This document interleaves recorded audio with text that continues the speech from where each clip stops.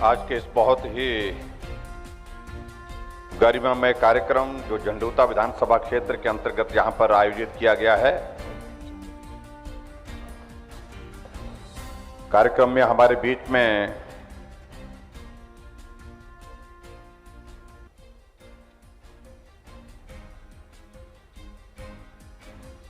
आपके इस विधानसभा क्षेत्र के लोकप्रिय विधायक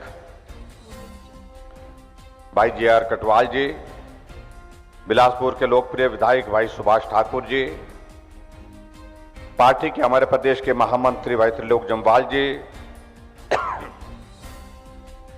यहां एजुकेशन बोर्ड के चेयरमैन श्री सुरेश सोनी जी, मंडल के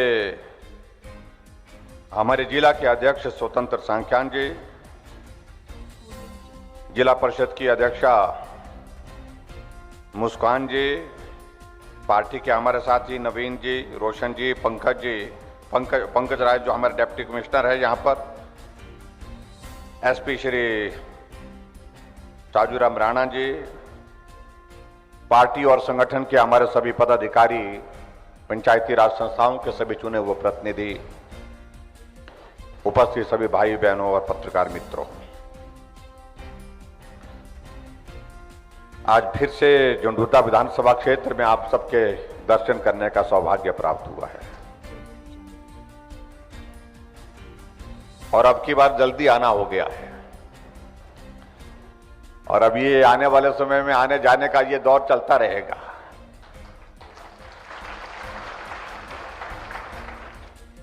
मुझे इस बात की प्रसन्नता है कि जहां हमने हिमाचल प्रदेश में प्रदेश के गठन के 75 वर्ष पूर्ण होने पर कुछ विशेष कार्यक्रमों का आयोजन किया है। उस कार्यक्रम के आयोजन के सिलसिले में आज आप सबके बीच में यहां पर इस विधानसभा क्षेत्र में भी आना हुआ है और यहां आने में देर हो गई क्योंकि शिमला से मैं सुबह जब चल रहा था मौसम बहुत खराब था और एक वक्त तो ऐसी परिस्थिति बन गई, लग रहा था कि हमको आप सबके दर्शन कहीं वर्चुअल माध्यम से करने पड़ेंगे। मैंने डिप्टी कमिश्नर को और विधायक महोदय को कहा कि अगर मौसम ऐसा ही रहा तो शिमला से निकलना मुश्किल हो जाएगा। अगर बाई रोड आने की बात आएगी तो हम आते आते बहुत देर हो जाएंगे, तब तक के लिए आप सबको इंतजार करना पड़ेगा। इसलिए हमने कहा कि वर्चुअल माध्यम से आप तैयारी करिए। लेकिन इस बीच थोड़ी सी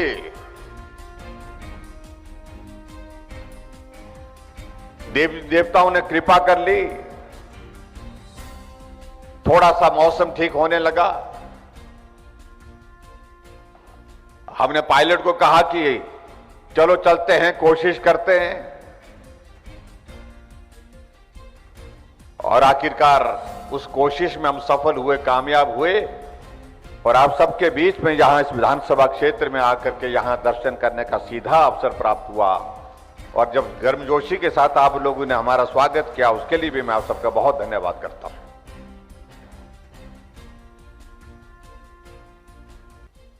जब इस प्रकार के कार्यक्रम का हम आयोजन कर रहे हैं,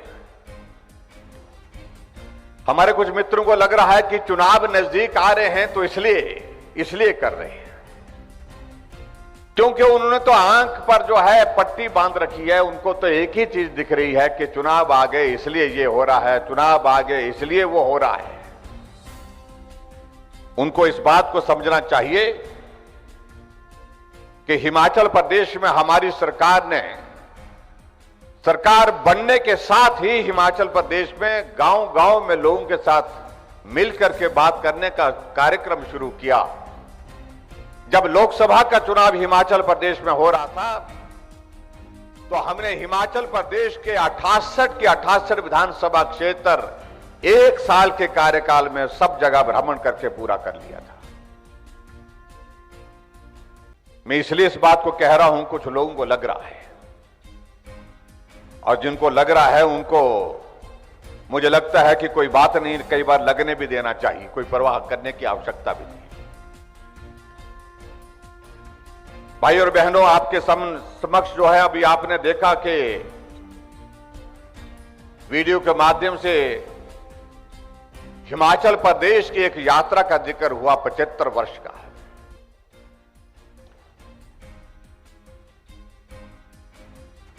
क्योंकि 15 अप्रैल 1948 को हिमाचल प्रदेश अस्तित्व में आया था।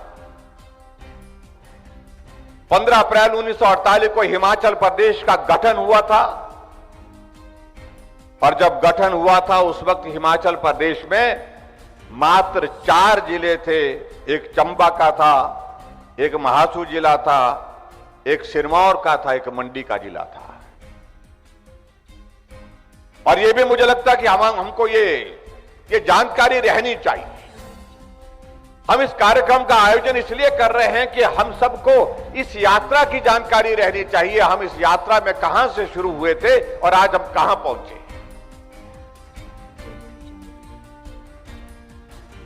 और इस यात्रा में आगे बढ़कर के मैं ये भी कहना चाहता हूं, जब हिमाचल प्रदेश का गठन 1948 में हुआ था, उस वक्त हिमाचल प्रदेश की जो जनसंख्या जो थी वो 11 लाख थी, मात्र 11 लाख थी। और उसके बाद कुछ इलाका और मिला, कांगड़ा का इलाका, उसके साथ साथ में और भी इलाके जो मिले हिमाचल प्रदेश में। हमारा आकार भी बढ़ता गया, आबादी भी बढ़ती गई। और वर्तमान में आजकल के स्वरूप को अगर हम हिमाचल प्रदेश के देखें तो हिमाचल प्रदेश की आबादी 55,673 किलोमीटर है। जहां 4 जिले से हिमाचल प्रदेश की यात्रा शुरू हुई थी, आज हिमाचल प्रदेश में 12 जिले हैं। और इसलिए इस यात्रा का नेतृत्व अगर सही मायने में अगर हिमाचल प्रदेश में किया तो किसी और ने नहीं, हिमाचल प्रदेश की जनता ने किया।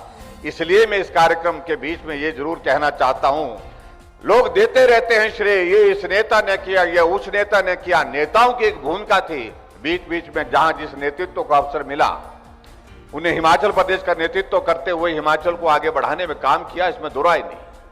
लेकिन सही मायने में अगर हिमाचल प्रदेश अगर आगे बढ़ा है, आगे बढ़ करके यहां पहुंचा है, तो ये श्रेय सारा का सारा हिमाचल प्रदेश की जनता को जाता है, आप सबको जाता है। क्योंकि परिश्रम करने वाले, जमीन पर मेहनत करने वाले जो लोग थे वो आप लोग थे। मेहनत करने वाला मजदूर था, स्कूल में पढ़ाने वाला अध्यापक था, कॉलेज में पढ़ने वाला प्राध्यापक था, हॉस्पिटल में इलाज करने वाला डॉक्टर था, नर्स थे, फार्मासिस्ट थे। और इसी प्रकार से अलग अलग क्षेत्र में काम करने वाले लोग जो है जिन्होंने अपना योगदान दिया, उन सबका बहुत बड़ा योगदान है। और विशेष तौर से मैं इस अवसर पर मैं ये जरूर कहना चाहूंगा कि हिमाचल प्रदेश छोटा प्रदेश होने के बावजूद जहां हिमाचल से हमारे वीर सैनिकों ने देश की रक्षा के लिए काम किया। हम हिमाचल प्रदेश को वीर भूमि कहते हैं। देवभूमि के साथ साथ वीर भूमि इसलिए कहा जाता है क्योंकि हिमाचल प्रदेश के हमारे वीर सैनिकों ने देश की रक्षा के लिए अपना जीवन कुर्बान करने के लिए कभी भी जो है पीछे मुड़ करके नहीं देखा। अभी कारगिल का युद्ध हुआ था, जब उस कारगिल के युद्ध में आप लोगों ने इस बात को भी देखा, जहां 4 परमवीर चक्र पूरे भारत को मिले थे, उसमें से 2 परमवीर चक्र हिमाचल प्रदेश के मिले थे, हिमाचल प्रदेश में मिले थे। और यहां आपके बिलासपुर के संजय कुमार को भी मिले थे। यह हमारी गौरवशाली इतिहास की एक पहचान है। और उस दृष्टि से हम आगे बढ़ते हुए आज यहां पर पहुंचे हैं क्योंकि हर व्यक्ति ने अपना योगदान दिया है, हर व्यक्ति ने अपना परिश्रम करने की कोशिश की है। हम इस बात को भी देख रहे थे कि हिमाचल प्रदेश में जब गठन हुआ था तो हिमाचल प्रदेश में हमारी सड़कों की लंबाई 228 किलोमीटर थी और आज हिमाचल प्रदेश में सड़कों की लंबाई 39,500 किलोमीटर है। 39,000 किलोमीटर से भी ज्यादा हो गई, 39,354 किलोमीटर। और इस यात्रा का मैं जब जिक्र करता हूं, सड़कों का मैं जब जिक्र करता हूं, तो स्वाभाविक रूप से हमारे बीच में हमारे मस्तिष्क में एक चित्रण आता है कि हमारे देश के पूर्व में प्रधानमंत्री रहे अटल बिहारी वाजपेयी जी का बहुत बड़ा योगदान रहा उसमें, क्योंकि उन्होंने देश के लिए एक नई योजना की शुरुआत की थी, जिस योजना को हम प्रधानमंत्री ग्राम सड़क योजना कहते हैं। आज अगर 39,500 किलोमीटर सड़क हिमाचल प्रदेश में निर्मित हुई है, उसमें 51% 51% कॉन्ट्रीब्यूशन, 51% योगदान अटल जी की उस योजना का है जिसको प्रधानमंत्री ग्राम सड़क योजना कहा जाता है। आज गांव में हम जाते हैं, सड़क में पट्टा लगा है प्रधानमंत्री ग्राम सड़क योजना, PMGSY, क्योंकि अटल जी ने इस बात को बहुत नजदीकी से समझा कि अगर देश के लिए गांव तक अगर सड़क पहुंचानी है, उसके लिए हमको दिल्ली से देना पड़ेगा, मदद करनी पड़ेगी, पैसा देना पड़ेगा।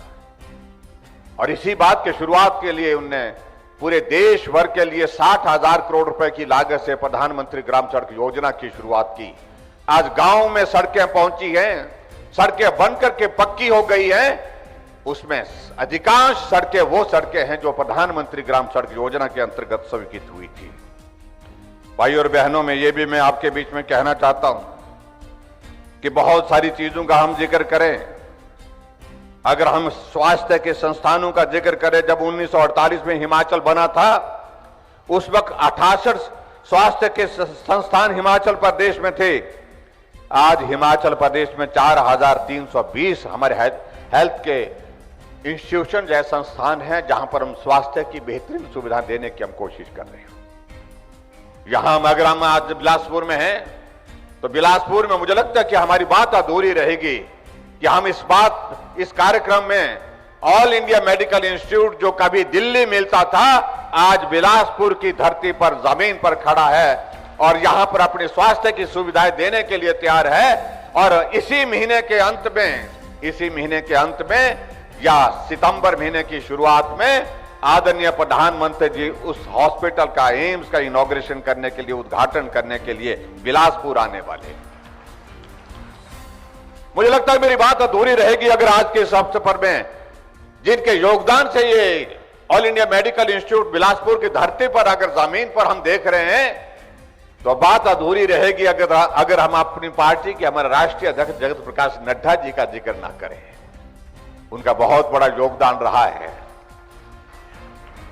और हिमाचल प्रदेश में चाहे वो मेडिकल कॉलेज चंबा का है, चाहे वो मेडिकल कॉलेज नाहन का, सिरमौर का है, चाहे वो मेडिकल कॉलेज हमीरपुर का है, 3 मेडिकल कॉलेज हिमाचल प्रदेश में आदरणीय जगत प्रकाश नड्डा जी ने दिए।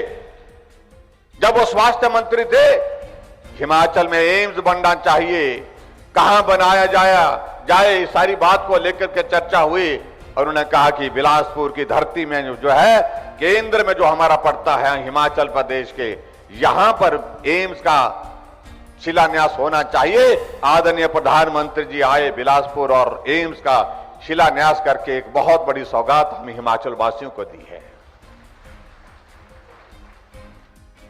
इसलिए भाई और बहनों, अगर कुछ लोग कहते हैं कि हम लंबे समय तक सत्ता में रहे, ये हिमाचल के निर्माण का, हिमाचल को यहां तक पहुंचाने का योगदान हमारा है, तो मैं उन सारी चीजों को लेकर के आज के इस कार्यक्रम में उनके बारे में ज्यादा कुछ कहना नहीं चाह रहा हूं। अगर हिमाचल प्रदेश बना है तो पिछले कल डॉक्टर YS परमार, जिनके जन्म जयंती थी, उस कार्यक्रम में भी हम थे, उस कार्यक्रम में भी मैंने इस बात का जिक्र किया है। डॉक्टर YS परमार जी सबके थे, उनको हम हिमाचल प्रदेश निर्माता के रूप में जानते हैं। और हिमाचल प्रदेश में उनने हिमाचल प्रदेश के गठन से लेकर के हिमाचल प्रदेश को पूर्ण राज्य का दर्जा देने तक एक लंबा संघर्ष किया और उस संघर्ष में उनका एक बहुत बड़ा योगदान रहा है। लेकिन यह भी बात हमको मान करके चलना पड़ेगा कि हिमाचल को सही मायने में जहां आज पहुंचना था 75 वर्षों के पश्चात, उस मुकाम को हम अभी भी हासिल नहीं कर पाए, क्योंकि लंबे समय तक जो सत्ता का आनंद लेते रहे, उनका ध्यान हिमाचल को आगे बढ़ाने के बजाय सत्ता पर केंद्रित रहा। यह सचमुच में बहुत दुख का विषय है। आज मैं आप सबके बीच में ये मैं जरूर कहना चाह रहा हूं कि हिमाचल प्रदेश में 4.5 वर्ष के कार्यकाल से ज्यादा हमारी पार्टी का कार्यकाल पूरा हुआ है और इन 4.5 वर्ष के कार्यकाल में निश्चित रूप से हिमाचल प्रदेश में हर क्षेत्र में काम हुआ है। और यहां जिसका जिक्र यहां पर हमारे माननीय विधायक कटवाल जी कर रहे थे, जो इस विधानसभा क्षेत्र में चाहिए था, जो इस विधानसभा क्षेत्र में कमी महसूस कर रहे थे, उस कमी को हमने पूरा करने की हमने कोशिश की। मैं एक एक योजना का जिक्र नहीं करना चाहूंगा, मैं ये जरूर कहना चाहता हूं कि हमारे झंडूता विधानसभा क्षेत्र में विकास को गति मिलनी चाहिए और उसमें हमको कहां से शुरुआत करनी चाहिए। आपके जनप्रतिनिधि होने के नाते कटवाल जी बताते गए और हम एक एक सिलसिलेवार उनको पूरा करते रहे और आज झंडूता विधानसभा क्षेत्र में समग्र विकास की अगर हम बात कहें, हर जगह जहां स्कूल मिलना चाहिए था वहां स्कूल दिया गया, जहां हॉस्पिटल अपग्रेड करने की जरूरत थी वहां हॉस्पिटल अपग्रेड किया, जहां हॉस्पिटल बनाने की जरूरत थी वहां हॉस्पिटल बनाने की दिशा में आगे बढ़े, जहां अटल आदर्श योजना के अंतर्गत स्कूल का भवन और स्कूल के भवन के साथ काम की शुरुआत करनी थी वहां उस काम को शुरू किया गया। इस प्रकार से आपके इस विधानसभा क्षेत्र में हर तरह से विकास को गति देने की हमने कोशिश की। पेयजल योजनाओं का जिक्र यहां पर कर रहे थे, पेयजल योजनाओं के साथ साथ में पुल का जिक्र कर रहे थे कि सबसे लंबा पुल हिमाचल प्रदेश का संभवतः आपके इस विधानसभा क्षेत्र के अंतर्गत बनने की स्थिति में बन रहा है। और ऐसे में बहुत सारी योजनाओं का हम जिक्र करेंगे तो मुझे लगता है कि क्योंकि हम आने में देर हो गए हैं इसलिए मैं उन सारी चीजों में विस्तार से नहीं जाना चाह रहा। हिमाचल प्रदेश में चाहे हमारे कर्मचारी भाई हैं, चाहे हमारे दूसरे वर्ग के जितने भी लोग हैं, जो भी संभव हो सकता था हमने सरकार की ओर से प्रयत्न किया, कोशिश की है उनकी मदद करने की। कोविड का संकट होने के बावजूद भी हमने प्रयत्न किया है कि जो समय पर उनको सैलरी मिले, समय पर उनको पेंशन मिले कर्मचारियों को, और समय पर उनको जो मदद की जा सकती है उस मदद को उन तक पहुंचाने की हमने प्रयत्न किया है। और उसमें हम इस बात को कह सकते हैं कि आज भी कुछ जो मामले रहे हैं उन सारी चीजों को लेकर के हम आने वाले समय में हम कोशिश करेंगे, उनका भी समाधान निश्चित रूप से हम करने की कोशिश करेंगे। भाई और बहनों, जहां आज हम एक बात जरूर कह रहे हैं, अगर हिमाचल प्रदेश अलग पहचान के साथ पूरे मानचित्र पर, पूरे देश के मानचित्र पर खड़ा है, उसमें आप सबका बहुत बड़ा एक योगदान है। और स्वाभाविक रूप से मैं आज के इस कार्यक्रम में ये मैं जरूर कहना चाहूंगा, हम हिमाचल प्रदेश में अब चुनाव के नजदीक हैं। आने वाले समय में हिमाचल प्रदेश में 2 महीने के पश्चात निश्चित रूप से चुनाव होगा। चुनाव के दिनों में जो बातें कहनी होगी वो करेंगे, लेकिन इस बात को आप देखिए कि हमने हर वर्ग के लिए अब की बार बजट प्रावधान के अंतर्गत जो मदद करने की बात थी वो मदद करने की कोशिश की। हिमाचल के इतिहास में अगर मजदूर को 50 रुपए दिहाड़ी एक मुश्त में बढ़ाने का अगर किसी ने काम किया तो वर्तमान में हमारी सरकार में 50 रुपए दिहाड़ी का मतलब एक महीने का 1500 रुपए की बढ़ोतरी उस गरीब मजदूर को मिली है जो मजदूरी करता है। चाहे वो आंगनबाड़ी वर्कर हैं, चाहे वो आशा वर्कर हैं, जिन्होंने कोविड के संकट में बहुत बड़ी अपनी संकट में अपनी सुविधाएं, अपनी सेवाएं दी हैं, उनके लिए जो मदद कर सकते थे वो मदद की। आशा वर्कर के लिए हमने 1850 रुपए की बढ़ोतरी की, जो आज तक के इतिहास में सबसे बड़ी बढ़ोतरी हुई है। आंगनबाड़ी वर्कर के लिए 1700 रुपए की बढ़ोतरी हमने की हर महीने की, वो आज तक की सबसे बड़ी बढ़ोतरी उनके लिए की गई। हमने सिलाई अध्यापकों के लिए, हमारे पार्ट टाइम वर्कर लगे हैं उनके लिए, हमारे पंचायतों में लगे चौकीदार उनके लिए, हमारे रेवेन्यू में लगे चौकीदार उनके लिए, सबके लिए जहां जितना मदद कर सकते थे वो मदद करने की हमने कोशिश की। हम मदद तो ज्यादा करना भी चाह रहे थे, लेकिन कोविड का संकट अगर बीच में नहीं होता तो शायद मुझे लगता है कि आज की परिस्थिति में हम और भी ज्यादा बेहतर ढंग से काम करने की स्थिति में हो पाते हैं। आज हम इस बात का हम जिक्र कर रहे हैं, आदरणीय प्रधानमंत्री जी के नेतृत्व में केंद्र में सरकार, आज उस सरकार को मजबूत करने की जरूरत है।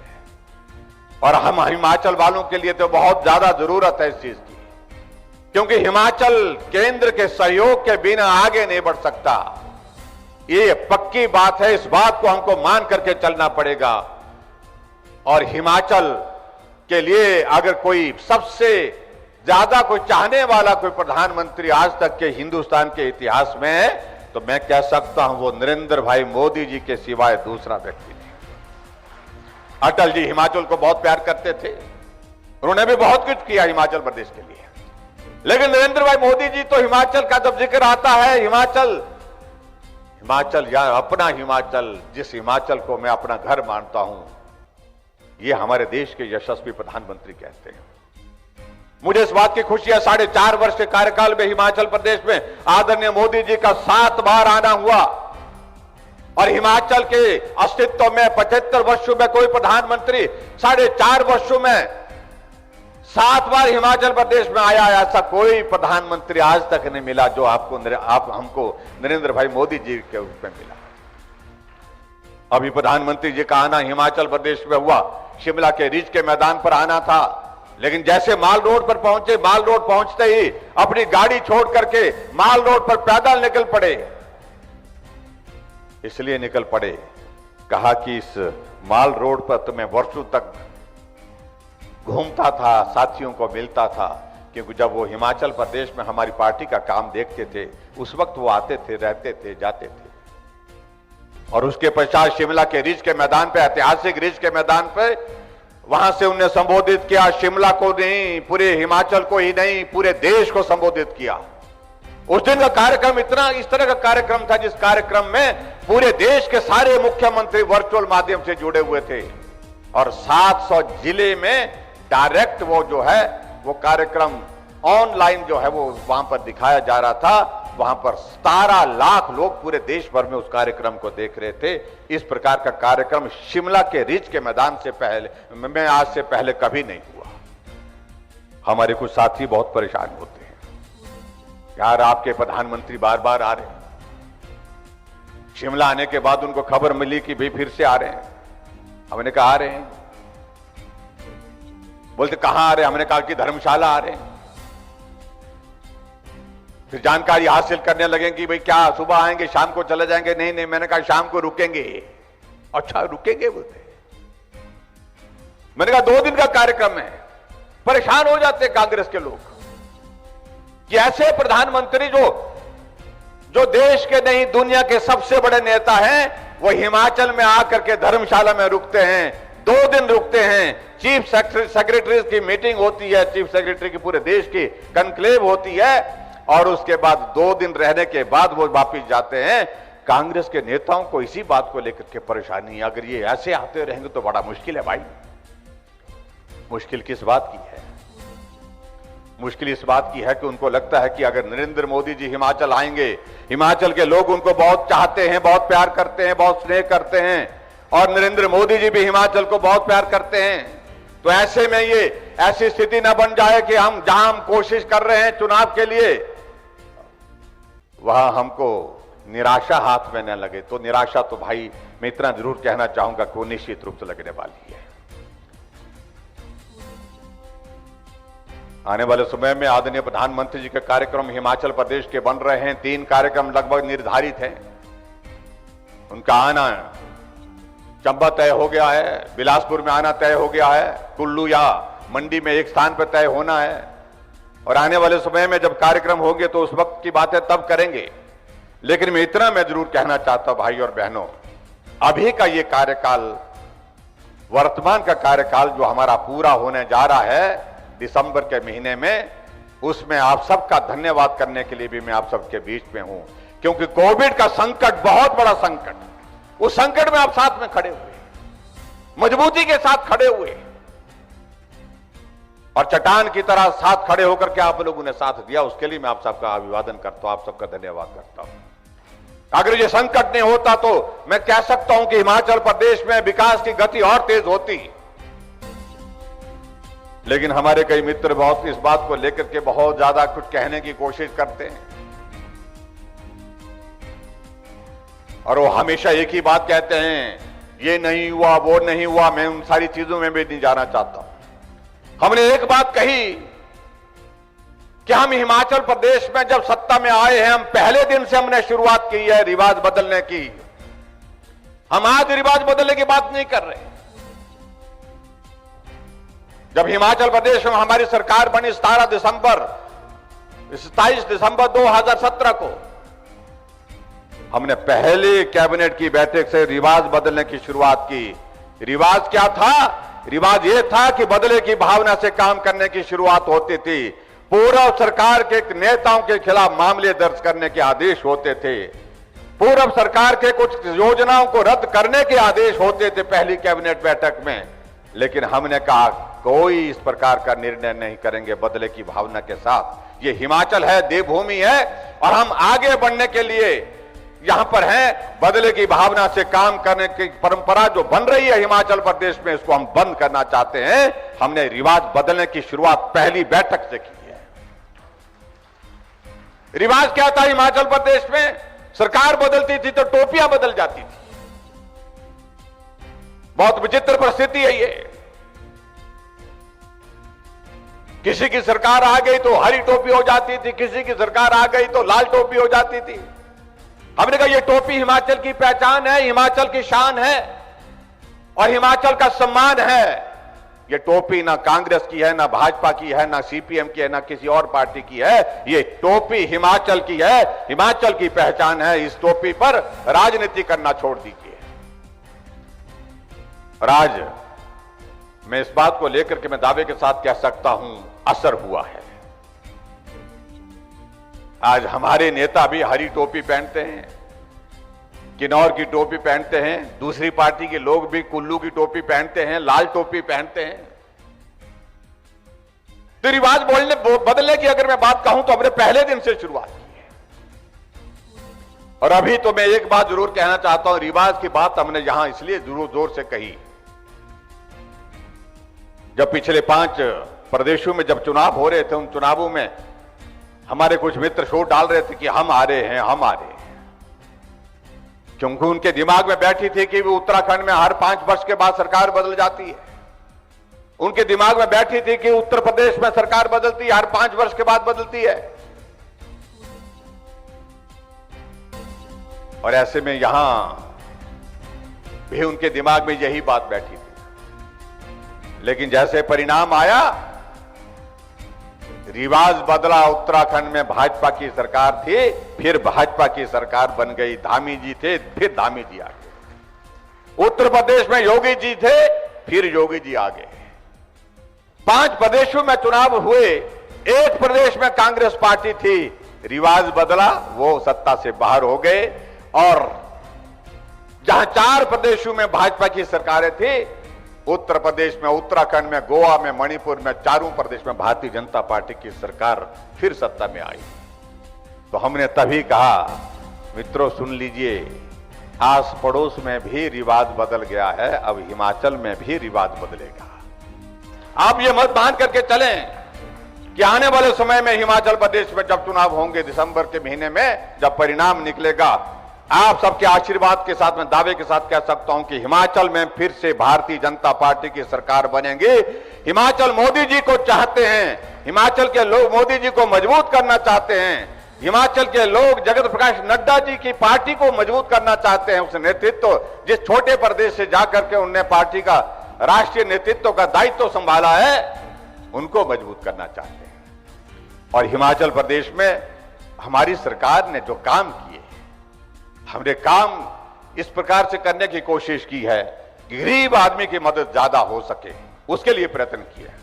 लेकिन हमारे विपक्ष के मित्र कहते हैं कि हम आएंगे तो हम बदल डालेंगे।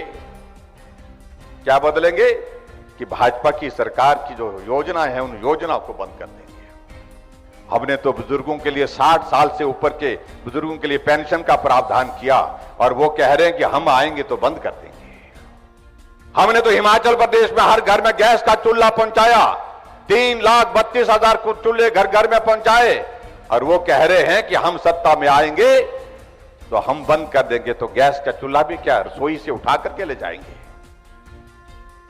और इसी तरह से आगे बढ़ करके हमने गरीब आदमी के इलाज के लिए हमने कोशिश की हिमाचल प्रदेश में, हम सरकार की ओर से उसकी मदद कर रहे हैं। आज कोई गरीब आदमी अगर बीमार होता है, अगर उसकी जेब में पैसे नहीं होते हैं, जेब में कार्ड होना चाहिए, हिम केयर का कार्ड होना चाहिए, वो गरीब आदमी उस हिम केयर के कार्ड को लेकर के हॉस्पिटल जाता है और स्वस्थ होकर के वापिस आता है। और वो कह रहे हैं कि हम आएंगे सत्ता में तो हम बंद कर देंगे। हमने हिमाचल प्रदेश में महिलाओं के लिए, हमने कहा महिलाओं अब घर का हिस्सा ही नहीं है, महिलाएं काम के लिए बाहर जाती हैं, महिलाएं हर क्षेत्र में आगे बढ़ रही हैं, और ऐसे में हमको ये तय करना चाहिए कि आने वाले समय में महिलाओं की जो सहभागिता हर कार्यक्रम में और ज्यादा बढ़े।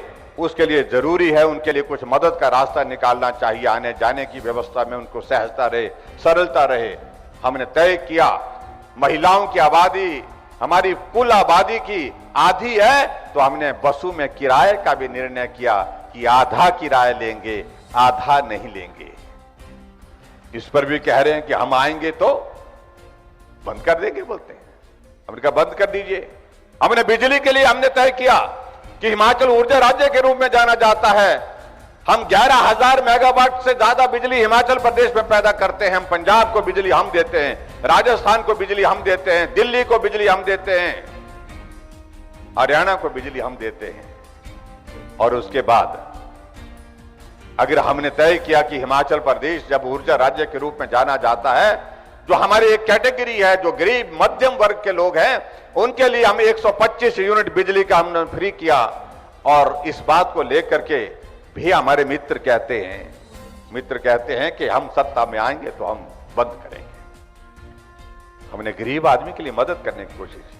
और यहां मैं जानना चाहता हूं कि बहुत सारे लोगों को, जो जितने भी लोग यहां पर हैं, मैं दावे के साथ कह सकता हूं, जितने लोग यहां पर बैठे हैं, मुझे नहीं लगता है कि आपको इस बार बिल देना पड़ा होगा।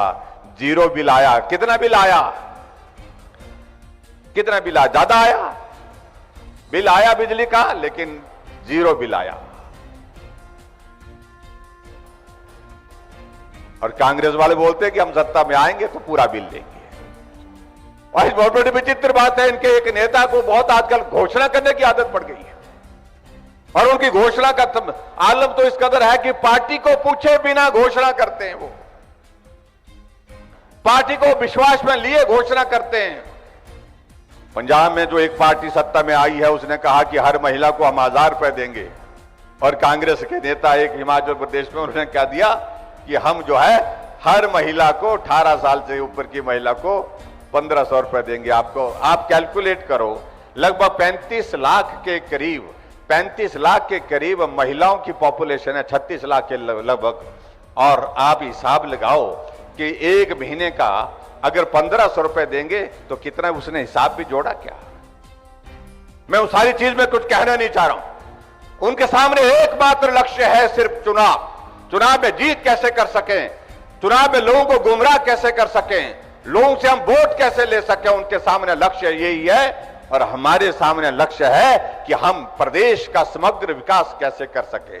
हम प्रदेश में नरेंद्र भाई मोदी जी के नेतृत्व में केंद्र से आने वाली मदद को हम कैसे जो है हम जारी रख सके, और उस मदद के माध्यम से हिमाचल प्रदेश को विकास की राह पर आगे बढ़ाने के लिए हम काम कैसे कर सके। ये अंतर है जिसको समझने और समझाने की आवश्यकता है। इसलिए भाई और बहनों, मेरा आप सबसे यही निवेदन है, लंबी बात कहने का वक्त नहीं, आप सबसे मेरा यही निवेदन है। एक दौर आ रहा है जहां हमारा दौर काम करने का तो हमने पूरा किया है, जितना भी कर सकते थे पूरे हिमाचल प्रदेश में। कोई विधानसभा क्षेत्र हिमाचल प्रदेश में ऐसा नहीं है जहां सैकड़ों करोड़ रुपए के उद्घाटन और शिलान्यास नहीं हुए, सैकड़ों करोड़ रुपए की योजनाएं वहां पर नहीं बनी। हर विधानसभा क्षेत्र में बनी है, और आपके इस विधानसभा क्षेत्र में भी बहुत सारी योजनाएं बनी है। तो मैं आप सबसे यही निवेदन करना चाहता हूं, हमारा काम करने का दौर जो है वो आपके सामने रहा, और आपका दौर हमने अब देखना है। जब नवंबर के महीने में वोट पड़ेंगे और दिसंबर के महीने में उसकी गिनती होगी, मुझे पूरा भरोसा है कि पूरा बिलासपुर जिला, जिसमें आपका झंडूता विधानसभा क्षेत्र तो हमारे पास है ही है, लेकिन पूरे का पूरा जिला जो हमारे राष्ट्रीय अध्यक्ष जी का जिला है, यहां 100% जो है सारी की सारी सीटें भारतीय जनता पार्टी को जीत करके आएंगी। ऐसा मुझे पूरा भरोसा है, ऐसा मुझे पूरा विश्वास है। आप सब आज के इस कार्यक्रम में यहां पर आए बड़ी संख्या में, मैं सभी भाई बहनों का बहुत बहुत धन्यवाद करता हूं। आने वाले समय में मैं इतना जरूर कहना चाहता हूं कि आने वाले समय में आओ साथी बन करके चलें। जहां आपकी मदद की जरूरत होगी वहां आप हमारा साथ दें। जहां हमारी मदद करने की, आपको मदद करने की बात होगी, वहां हम चट्टान की तरह आपके साथ खड़े होंगे। इतनी ही बात कहते हुए आज हिमाचल प्रदेश के अस्तित्व के 75 वर्ष पूरे होने के इस कार्यक्रम में आप सब यहां पर पहुंचे। आप सबका बहुत बहुत धन्यवाद। नमस्कार, जय हिंद, जय हिमाचल।